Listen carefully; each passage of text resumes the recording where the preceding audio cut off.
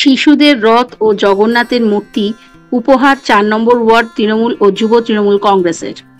কলকাতা কর্পোরেশনের ৪ নম্বর ওয়ার্ডের পৌর প্রতিনিধি স্বর্গীয় গৌতম হালদারের পুণ্য স্মৃতিতে ছোট ছোট শিশুদের হাতে রথ ও প্রভু জগন্নাথের মূর্তি উপহার হিসেবে তুলে দিল ৪ নম্বর ব্লক তৃণমূল যুব কংগ্রেস ও তৃণমূল ছাত্র পরিষদ। বুধবার টালা পার্কের সন্নিকটে দলীয় কার্যালয়ের সামনে এই উপহার তুলে দিলেন কাশীপুর বেলগছিয়ার বিধায়ক অতীন ঘোষ। দীঘায় জগন্নাথের মন্দির উদ্বোধনের পর থেকে রাজ্য জুড়ে চলছে এক আলাদা উন্মাদনা।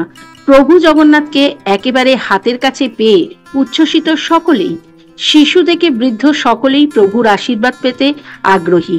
প্রতি বছরের মতো এবছরেও বিধায়ক অতীন ঘোষের উদ্যোগে ছোট ছোট শিশুদের হাতে রথ ও জগন্নাথের মূর্তি উপহার তুলে দেওয়া হলো। সমগ্র অনুষ্ঠানের আহ্বায়ক বিশিষ্ট সমাজসেবী নবমিতা হালদার ও যুব তৃণমূল কর্মী তুহিন চক্রবর্তী। এদিনের অনুষ্ঠানে উপস্থিত ছিলেন পৌরপিতা শান্তিরঞ্জন কুণ্ডু, এছাড়া উপস্থিত ছিলেন প্রিয়দর্শিনী ঘোষ বাওয়া, তৃণমূল নেতা আনবার খান সহ অন্যান্যরা। রথযাত্রার পুণ্যলগ্নে এই উপহার পেয়ে খুশি কচিকাচারা। এই রথ প্রদান অনুষ্ঠানের সাথে ছিল জিলিপি ও পাঁপড় ভাজা খাওয়ানোর সুব্যবস্থা।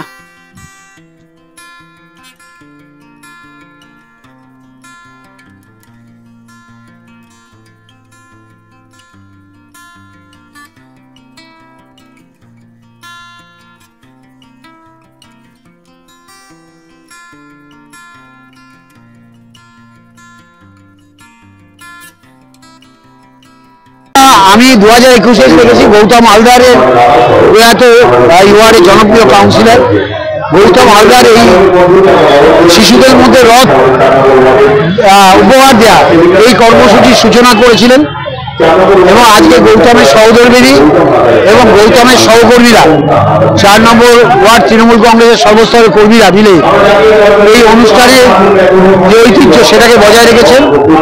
অসংখ্য শিশুর মধ্যে রথ তুলে দিচ্ছেন।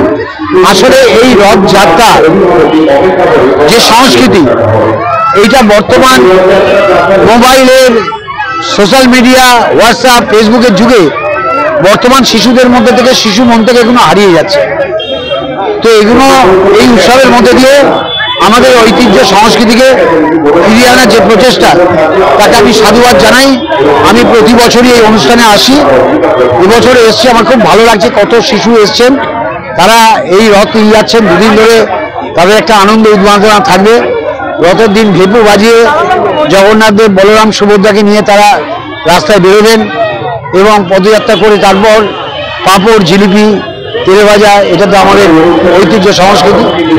আমাদের মধ্যে আমাদের ঐতিহ্য সংস্কৃতিকে আমরা যত বাঁচিয়ে রাখতে পারবো, তত সমাজ সংঘবদ্ধ হবে, তত সুস্থ সমাজ আমরা গড়ে তুলব। হালদার আমাদের তার উত্তরসূরি হিসেবে তার স্ত্রী একদম যত্ন সহকারে কচি কাচাদের হাতে রথ তুলে দেয়। আমাদের মাননীয় বিধায়কও তিনি এসছেন, আছেন সুমন সিং, আছেন উত্তর কলকাতার যুব সভাপতি আছেন, সব মিলিয়ে। আর এত বাচ্চার ভিড় দেখলে পুরোনো ঘটনা মনে পড়ে যাচ্ছে। তাই রথ তো একটা রথযাত্রাটা একটা উৎসবের মতো। বাংলার বুকে মাননীয় মুখ্যমন্ত্রী সেই উৎসবের দরজা খুলে দিয়েছেন।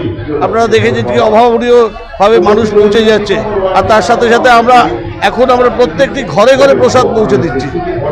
মানুষ স্বতঃস্ফূর্তভাবে নিচ্ছেন, সব ধর্মের মানুষ নিচ্ছেন। এর থেকে বড় প্রাপ্তি আর কি হতে পারে? দেখুন, অনুভব তো এই সব বাচ্চাদের সাথে তাদের আনন্দ ভাগ করে নেওয়া, এটা একটা পরম প্রাপ্তি।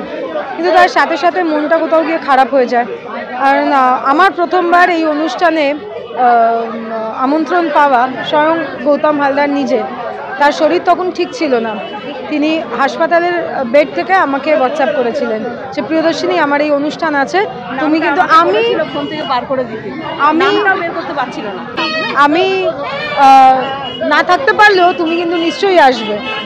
তো সেই দিন আর আজকে এই দিন, যে আমরা হয়তো মানুষটাকে ধরে রাখতে পারলাম না, কিন্তু তার কাজের ধারা, তার সামাজিক যে দায়িত্ববোধ, যেভাবে তিনি 4 নম্বর ওয়ার্ডের প্রত্যেকটি মানুষকে পরিষেবা দেওয়া থেকে শুরু করে উৎসবে, কষ্টে, দুঃখে, সুখে তাদের পাশে থাকা, এইটা আমরা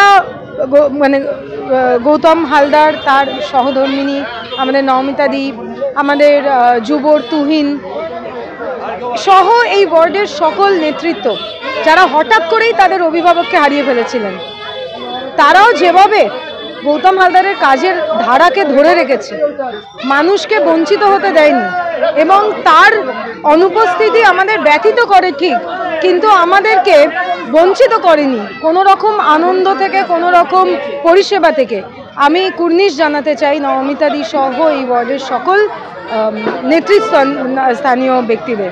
তার সাথে সাথে বিধায়ক শ্রী অতীন ঘোষ, তার সহযোগিতা, তার অক্লান্ত পরিশ্রম সব ওয়ার্ডেই, নির্দিষ্টভাবে 4 নম্বর ওয়ার্ডে, এটাও একটা আমাদের জন্য একটা পরম পাওয়া। সব শেষে এটাই বলবো যে আজকে রথ দেখতে সুদূর পুরীতে আর টিকিট কেটে সবাইকে যেতে হবে না, যারা যেতে পারবেন নিশ্চয়ই যাবেন, বা যাদের সামর্থ্য নেই তারা একটা ছোট্ট বাসের টিকিট কেটেও আমাদের মাননীয় মুখ্যমন্ত্রী নিজের হাতে তিনি স্থাপনা করেছেন দীঘার জগন্নাথ ধাম। সেই দীঘার জগন্নাথ ধামে বর্ণাঢ্য শোভাযাত্রার মাধ্যমে যে রথযাত্রা উদযাপন করা হবে, নেত্রী মমতা বন্দ্যোপাধ্যায় অলরেডি ওখানে পৌঁছে গেছেন দেখে নিতে সব ঠিকঠাক মতন সব প্রস্তুতি হচ্ছে কিনা। তো এটা বঙ্গবাসী হিসেবে একটা আমাদের খুব বড় পাওনা। চলুন এবারে দীঘার জগন্নাথ মন্দিরে রথযাত্রা আপনাদের সকলের সাথে দেখা হবে। রথযাত্রার আগাম শুভেচ্ছা আপনাদের তার ধারাকে আমরা চেষ্টা করেছি বজায় রাখতে এবং সেটা পেরেওছি। সেটা আমরা একা পারিনি, আমাদের 4 নম্বর ওয়ার্ডের পুরো সমস্ত শাখা সংগঠন সবাই মিলে সেই কাজটাকে এখনো পর্যন্ত আমরা একই রকমভাবে তার স্বপ্নকে এগিয়ে নিয়ে যাচ্ছি। আজকে 150 জন বাচ্চাকে রথ দেওয়া হয়েছে। এরপরে আপাতত রথটা হয়েছে, তারপর আবার ভাবনা চিন্তা হচ্ছে, একটার পর একটা তো প্রোগ্রাম আছেই। জগন্নাথ দেবের প্রসাদ দেখতে পাচ্ছি বাড়িতে বাড়িতে আমরা পৌঁছে দিচ্ছি, দিদি পাঠাচ্ছেন দীঘা থেকে, আমরা বাড়িতে বাড়িতে পৌঁছে দিচ্ছি।